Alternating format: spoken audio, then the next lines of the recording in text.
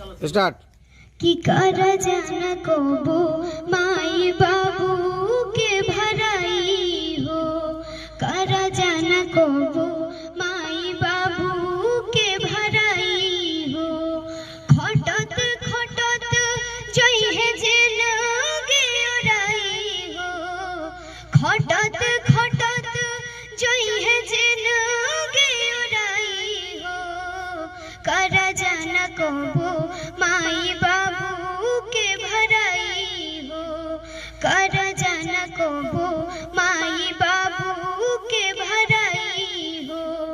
कोखिया के पिजहड़ा के सुगना बनाई के, 9 महीना रखली गोदी में छुपाई के। कोखिया के पिजहड़ा के सुगना बनाई